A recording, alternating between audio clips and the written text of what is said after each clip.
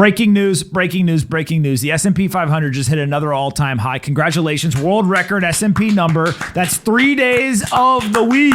Let's go, baby. 60% of the week. We were hitting all-time highs in the S&P 500 just on an absolute rocket ship. Send it. The S&P 500 has no ability to go down. They have outlawed bear markets. They have absolutely banned any sort of bear market.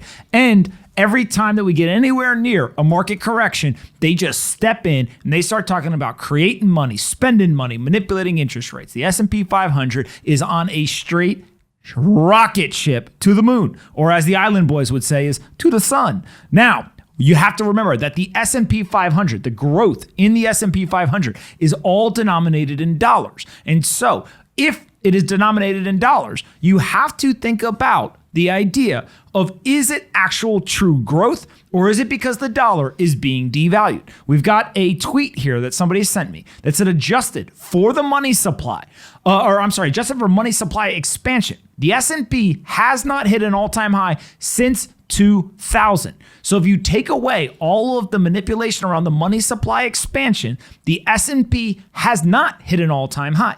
But ultimately, the money supply expansion doesn't necessarily matter, because all people care about is what is the dollar figure. And as long as I'm holding an asset and the money supply is absolutely being decimated because it keeps expanding and the value of the dollar is falling, then it is going to go up in dollar terms. And so when you have an S&P 500 that hits all-time high after all-time high after all-time high, 3 times this week, it's literally done it like 50 plus times this year. We are getting close to almost 100 all-time highs. I don't think we're going to get there this year, but almost 100 times this year, we may get an all-time high, which would be absolutely bonkers. And so what you have to remember is that, yes, it is going up in dollar terms, but when you start to control for money supply expansion, we are not at an all-time high. And John, I think you and I have talked about this a bunch of times. It just keeps going up and up and up.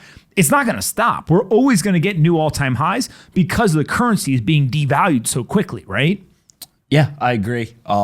Look, as the currency gets devalued, obviously assets that are denominated in the currency that's getting devalued obviously appreciate in value, right? Technically, in the term, they're going to go up and up in the and term up. of the dollar. And we've talked about how if you denominate things in Bitcoin, it actually has gone down in value a bunch, right? The S&P is a beast of its own. Tesla honestly went on a tear this week. So wrapping up that, I mean, we're going to see ultimately if the market corrects, it can't correct it's not going to correct 50% again like we saw last year during the pandemic or anything like that. So I think it'll be a minor correction if it does. The S&P 500 has been exploding. It's been accelerating and appreciating against the dollar, but the S&P 500 has absolutely been decimated compared to Bitcoin.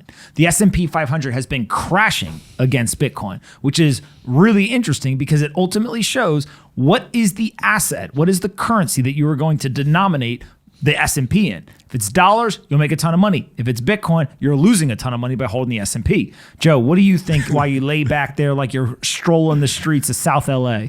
About the S&P? About the all-time high and also about Bitcoin actually having it crash. What you're saying, it's a video game? Is that what you call it? Yeah, I already tweeted it. I said the S&P 500 hit an all-time high. Nothing is real. We live in a video game. And then what did you say at the beginning of the pandemic? All you had to do was... buy assets, get long, shut up, and they're going to literally... No, there was something about chilling in there. Oh, get long and shut up and chill. Yeah, shut up and chill. Shut up and chill. If you shut up and chill. If you did not buy assets in March of 2020 and chill, then you didn't do anything compared to what those people did. Because all you had to do was literally take your currency, your cash, put it into some assets, lay back like Joe. I'm chilling. That's exactly what I'm doing. Chill. That's the type of investing I like doing, is just chilling. They're going to send those asset prices to the moon. Everything's up. Literally, everything is up. Over the last 12 months, the S&P 500 is up 40%. Got him. The S&P 500 is up 40% in the last 12 months. In the last 5 years, it's only up 116%. So quite literally, in the last 12 months has been one of the best times in the stock market in recent memory. 40% increase in a 12-month period. If you put $100 in, you got $140 now. That's how the game's played. Bitcoin up 360%. So it's better to have Bitcoin. But even if you just had the S&P 500, they literally pumped your bags to the moon.